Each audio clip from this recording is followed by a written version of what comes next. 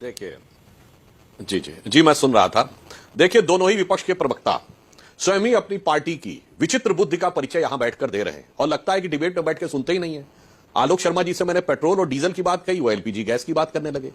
मैंने जो बोला था कि पेट्रोल और डीजल के सारी जगह बढ़े हुए हैं, आप भी कोई जाके चेक कर लेना। मैंने भी बोला चैलेंज करें, भी खोलिए, देखिए कितना है अमेरिका में प्राइस, कैलिफोर्निया में खोलिए। चलिए छोड़िए, अब एलपीजी गैस पे बता देते हैं। सारे दर्शकों से कहता हूं, खोलिए जरा जाके 1 जनवरी 2014 को एलपीजी सिलेंडर कितने का था मार्केट में। चाहे बीपीसीएल की वेबसाइट खोल लीजिए, चाहे इंडियन ऑयल की खोल लीजिए, और देखिए 1241 रुपए, 1241 रुपए। ना तो कोई युद्ध हो रहा था, ना कोई संकट था, ना कोई समस्या थी। वित्त मंत्री चिदम्बरम साहब 2013 में कह रहे हैं कि सोना कम से कम खरीदिए। कोई संकट तो नहीं था 2013 में। मैं पूछना चाह रहा हूं, 2010 में महंगाई 11%, 12%।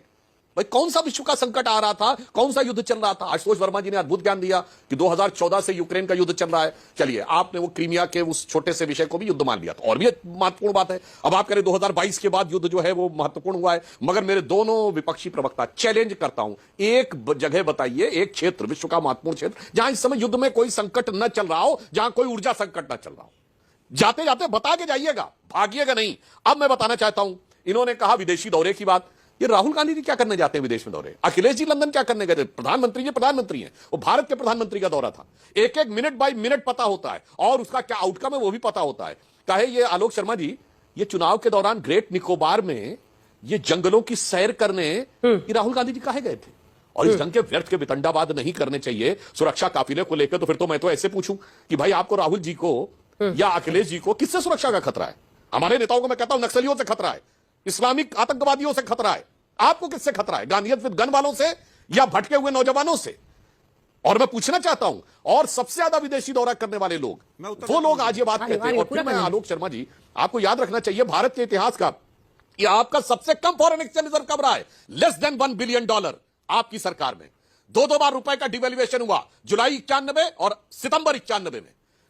तब हमें सोना गिरवी रखना पड़ा जब आपके सपोर्ट से सरकार चल रही थी सचपा की। और जब डिवैल्यूएशन हुआ तो मनमोहन सिंह उस समय वित्त मंत्री थे। और रही बात इसकी कि कौन किसके इशारे पे चलता था, अब छोड़िए, अब तो सीआईए और केजीबी के डिक्लासिफाइड रिकॉर्ड्स अवेलेबल हैं, जिसमें सारा है कि कौन किसके साथ चलता था। ये सारी की सारी बातें बिल्कुल अच्छी तरीके से समझी जा सकती हैं। और जानकारी का अभाव में होता हमारे विपक्षियों को। इस दौर में जब टैरिफ का दौर था, भारत का एक्सपोर्ट बढ़ा है।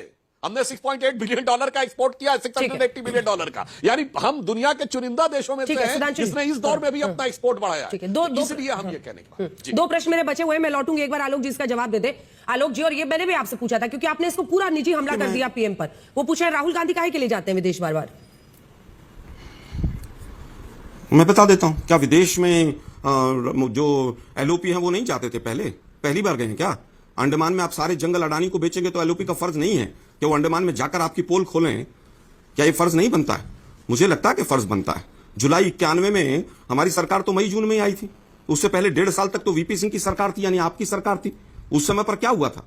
गोल्ड की क्या हालत थी? इकोनॉमी की क्या हालत थी? फॉरेक्स कितने दिन का था? 15 दिन का। मजबूरी में वीपी सिंह सरकार को ऐसा करना पड़ा था। अब बात आते हैं कि साहब वो मोदी जी तो रोज घूमते रहते हैं और राहुल जी का आउटकम क्या है? मोदी जी ने तो इतने विदेश यात्राएं की, आउटकम ऑपरेशन सिंदूर में नहीं समझ आया आप लोगों को?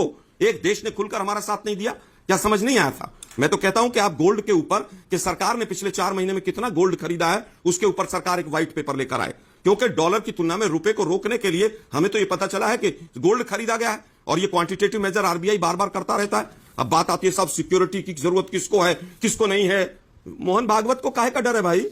मोहन भागवत किस पोस्ट पे है? Z+ सिक्योरिटी 2014-15 से दे रखी है, किस बात का डर है? वसुदेव कुटुंबकम का नारा देते हैं और मोहन भागवत को आपने सिक्योरिटी दे रखी है।